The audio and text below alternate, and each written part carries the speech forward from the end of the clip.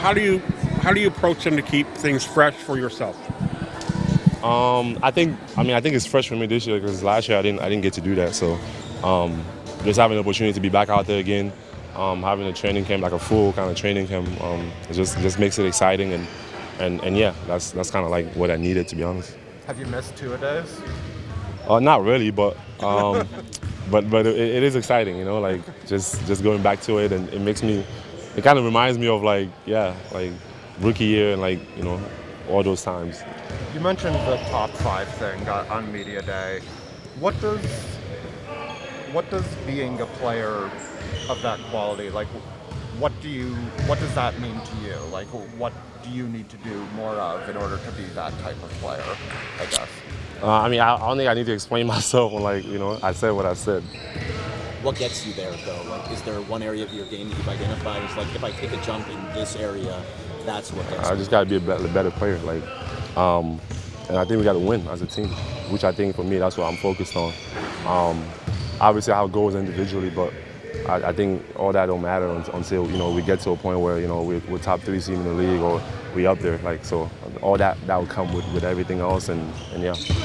I know you weren't participating at this time in camp last year, but like just being around at that point, does it feel like you guys are further ahead this year now, just based on the continuity and the familiarity that you have with guys coming back? Yeah, no, for sure. Obviously, we added a couple of pieces, but like the main kind of core is we did it last year, and I think everyone's just excited having everyone together, right now. And yeah, it makes it a little easier that we know the plays, some of the plays. Obviously, we're adding some stuff, but for the most part, like the main things that we do, we all kind of know it, so it's easier to bring everybody else along and just have that, What does Otto bring that you didn't have? Sorry? What does Otto bring that you didn't have? It's champion, another champion. Obviously we have 2 champions, but the more the better, I think, and also somebody that's been in the league for a while. We have a young team. Obviously, when Thad came in, he brought that leadership and somebody that understands the league and that's been around. We have another guy like that. I think you always need those type of guys on the team, and Otto brings shooting. He rebounds well, and he knows how to play the game. We can't have enough of those guys. Pascal, what did you look at last season, and especially some of those performances you put up against Philly in the playoffs? Like, did it contribute to a belief that you had more to give, or did it just kind of confirm that you were back? I always believe it, man. Like, again, you go through stuff and things happen, and you don't play like you think, or you don't have. It's just basketball at the end of the day, and I think for me, I believe in what I have. I believe in the work that I put in, and I've always done that, like, every single day.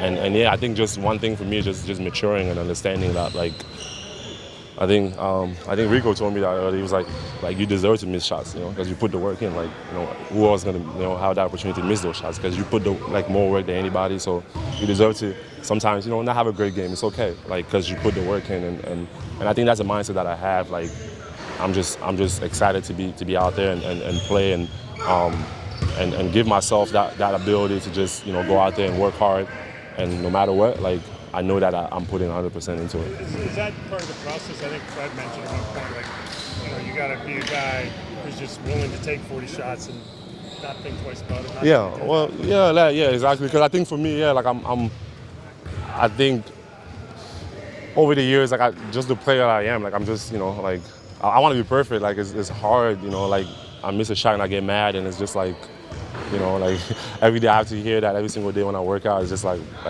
bro, it's okay, like, you don't have to be hung on to, like, every shot and, like, wanting to make everything perfect. Like, it's okay because you put the work in. So that's my mindset, just growing as a player, understanding that and knowing that, you can miss 5 shots in a row, but just take the same shots because you believe in it and you work on it every day. You mentioned Rico. I mean, how does it change for you having him here every day now? I think it makes it better. Like, obviously, like, he's someone that I'm really close to, and having just that voice, and he's always someone that can just, like, get you going no matter what, like, just with his voice, his presence, and obviously he knows the game. He's been around great players over the years, and I think just for our young group also, like, he just brings that swag, that energy that we all need. So having him every single day, is a blessing. Yeah, to be honest, like, it feels like summer every day, so it's good. Pascal, the think the best player I've seen play in Toronto is probably Kawhi that one year. And it's funny, as good as he was, his game was very simple. He just would go to spots. So if you grow your game, is it about adding more to your game or just being more efficient, getting to the 3 or 4 or 5 places you need to? Yeah, I think it's a combination of those. Like, obviously, like last year I didn't shoot the 3 ball like I wanted to. Something that I'm working on every single day. Finding different ways to be effective, to score, and also just help my team win. Like at the end of the day, like continue, passing the ball, making reads, and all those things like that. As you go during the season, to just add on to being a great player when it matters at the end of the day, which is playoff time for us. So just continue to build every single day, finding different ways to be effective. You said last year about that injury that it would never get back on, but did it get further along than you thought it might? It actually got worse because I didn't even know what I had, and then when I had the surgery, I found out, and then I realized the reason why it got worse. So, What was the reason? Torn meniscus. Yeah, I did like in sixth game of the season. I remember I had my knee went to like a balloon, and I had like a bone bruise. And I didn't even know what it was. I just thought it was a bone bruise, so I thought it was going to go away. And then when I broke my nose and all the swelling went down, I realized there was something wrong with my lateral side of my knee, and I was going to address it in the off-season. So, There would have been multiple tests, I assume, and was it a thing that was just like too swollen to see? Or, I think that's what it was. I had like at least like 5-6 MRIs, and it wasn't even showing up. So, I decided just to play on it and just address it in the off-season. And what was your off-season like then if you just kind of rehab? I mean, we saw you kind of basketball here, like getting shots up and things like that. That's all I was doing, just getting shots up, just spending time with my family and try to rehab it. That's it. So how important is this time for you now? It was very important, but the good thing is that we have so much good guys on this team that, I don't really need to play that many minutes or anything. I can just slowly come back and earn my minutes, so I'm not really worried about that. Pascal's been, sorry, go on. So you got to be patient then. Oh yeah, for sure. Patience has been the key to my whole career, so I'm not really worried about it. I'd rather, get 100% than be how I played last year. So, yeah. Pascal's been talking about raising the bar for himself. Obviously, you guys leaned on him a lot last year. What do you think is the key to sort of unlocking the next phase of his growth? Pascal? Yeah. Oh, Pascal is one of the hardest workers I've ever seen, ever. I don't even think he wakes up in the morning. I don't think he eats breakfast or stretches. He just works out for an hour before practices, and then works out like another hour after practice. I've never seen anything like it. So I think he's going to be very special coming soon. This is going to be a really good year for him.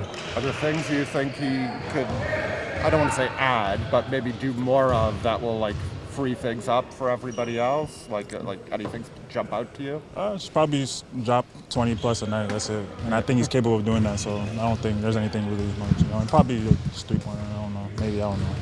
That's it. I mean, do you see him at the level of some of the other true superstars in this league? He can get there. Like I said, this dude works out every day. I've never seen him take a day off. So I come in Saturdays there, Sundays there. So I think he has potential to be like that. Yeah. What made coming to Toronto, something that you wanted to do and sign on for? Yeah, just the organization as a whole. You know what I mean? They're really big in player development, and that's something that I'm big into. And the whole culture that they've built here over the years, I wanted to be a part of it. I've been fortunate enough over the past few years to spend a lot of time with them in the summers, and I had a great relationship with the whole staff from the top of the organization to all the coaches to everybody here. So I already had a good rapport with them, and I always wanted to be a part of it, and that's what made it really special for me to come here. How does what you do in terms of player development and the way they do things, how are they different and how do they complement each other? Well, no, I think it complements. I think it fits like a glove. You know what I mean? And here's why: is because they believe in hard work, they believe in development, they believe in doing everything in house, and I'm a big fan of that. It's all about hard work and not skipping a step. We always talk about not skipping any steps and having a great plan all summer. And even throughout the season, having a plan as well, and I think I fit well with that because I'm all in on it. I'm all in on it. I have a lot of passion for it, and I have a great relationship with a lot of the guys already, and it was just easy. It was an easy transition for me. When players, with the game changing, where players have to do so much, shoot, dribble, pass, how has development changed? Well, I think the game is always changing. That's a good question. I think the game is always changing, but the fundamentals stay the same.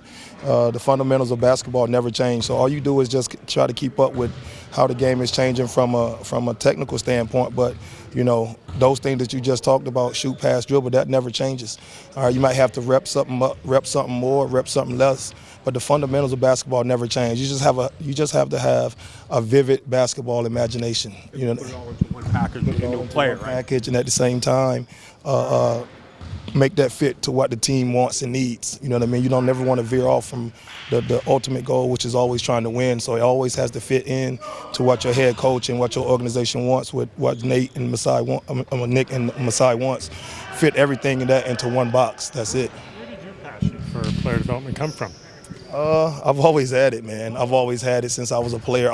When I played at UCLA, I always knew what I wanted to do. I always wanted to coach.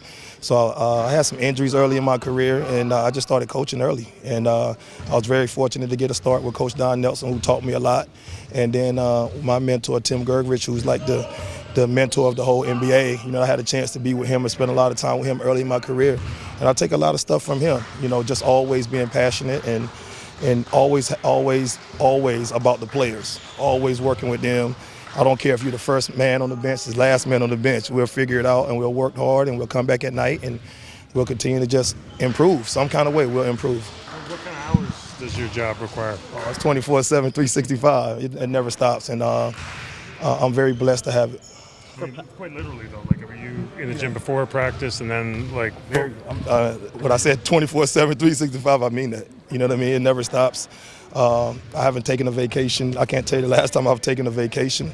It's always all summer. You know what I mean? This summer I had a chance to go to Rwanda, Africa, and do some great things with those people out there, man, and it was awesome. And I took 2 days at the end to kind of vacation, then I came straight from Rwanda here. So, that's just who I am, and I believe in it, and I'm very thankful and grateful for it. On the other side, what makes a player coachable, a good player coachable? Good player coachable? For me or for like anybody? For you. Well, I think for me, man, like I've had the chance to work with so many great players, man. So many great players over time, and it's built the respect. The respect that people know that I care about, and I genuinely want them to accomplish their goals and dreams, and I want them to be great. So it's easy for me. It's easy for me to have the respect of guys because they know it's coming from a pure place of them wanting to be well. So I would think that's just the pureness of a player, wanting to be great, wanting to be the best person and the best player that they could possibly be. I told somebody today, I said, you prayed all your life to make it to the NBA. Now I'm here.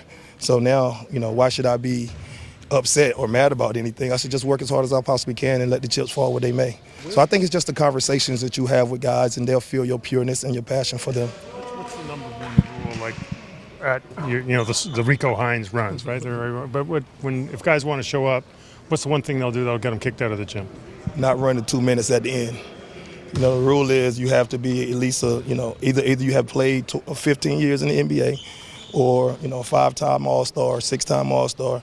Other than that, you have to run at the end. I don't care who you are. You know what I mean? You have to run the 2 minutes, and that was a rule that came from Magic Johnson long before me. So, that gets me.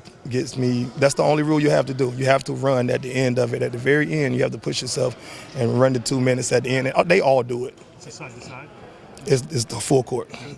Yeah, full courts for 2 straight. They all do it. They love it, man. And younger guys help the older guys because they try to push them, and vice versa. You know what I mean? So if it's a vet in there who's been playing a while and he get a young college guy around him, I'll tell them to kind of pair up and run beside each other and then have conversations.